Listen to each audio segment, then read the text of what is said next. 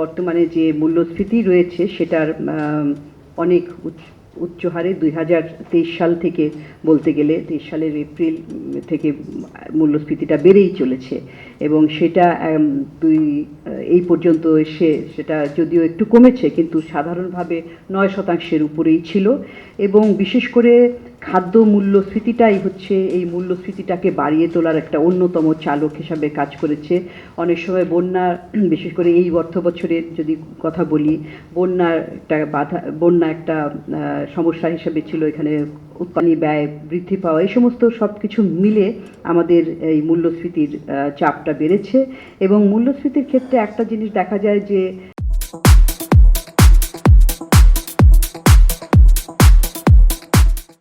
গ্রামাঞ্চল এবং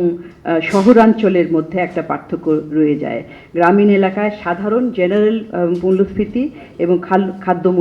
বহির্ভূত মূল্যস্ফীতি এই দুটাই কিন্তু শহরের চাইতে বেশি, কিন্তু শহরে আবার দেখছি যে খাদ্য মূল্যস্ফীতি সামান্য বেশি। তো এই যে বৈষম্য একটা মূল্যস্ফীতির ক্ষেত্রে গ্রামীণ পর্যায়ে বিশেষ করে যাদের হাতে অর্থ থাকে না, ক্যাশ থাকে না, তাদের উপরে একটা বেশি চাপ লক্ষ্য করা যায়। আর যদি আমরা এখানে অনেক পণ্যের, বেশ কিছু পণ্যের মূল্যস্ফীতির ট্রেন্ডটা, দামের ট্রেন্ডটা দেখিয়েছি, সেখানে কিভাবে দামটা ওঠানামা করছে, চাল, আটা, ময়দা, ভোজ্য তেল, চিনি, মাংস ইত্যাদির দামটা দেখিয়েছি। চালের দাম যদি দেখি যে 2019 থেকে 2025 পর্যন্ত ঢাকা শহরে দৈনিক এটা গড় চালের দাম এটা বেড়েই চলেছে এবং যেটা বললাম যে 2024 সালের মাঝামাঝি সময়ে বন্যার কারণে এটা একটা আরও বেশি হয়েছে, এটার উপর দামের উপর প্রভাব পড়েছে। আমরা যদি তেলের, ভোজ্য তেলের দিকে দেখি, সেটাও কিন্তু ধারাবাহিকভাবে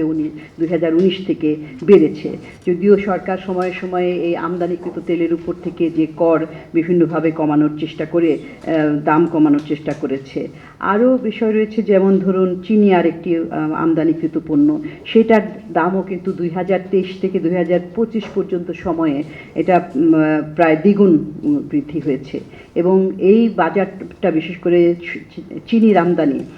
5টা বড় বড় আমদানিকারক তাদের দ্বারাই কিন্তু এই বাজারটা নিয়ন্ত্রিত হয়ে থাকে, সেজন্য এখানে দামটা ঊর্ধ্বমুখী থাকে এবং একটা কার্টেলের একটা প্রভাব দেখা যায়। তারপরে যদি আমরা দেখি মাংসের ক্ষেত্রে বাংলাদেশে অবশ্যই মুরগি, বিশেষ করে ব্রয়লার মুরগির দাম এটা স্থিতিশীল রয়েছে, কারণ আমাদের দেশে এক্ষেত্রে স্বয়ংসম্পূর্ণ হয়েছে, কিন্তু গরুর মাংস এবং দেশি মুরগির দাম প্রচণ্ডভাবে বেড়েছে, সেটা আমরা দেখতে পাচ্ছি।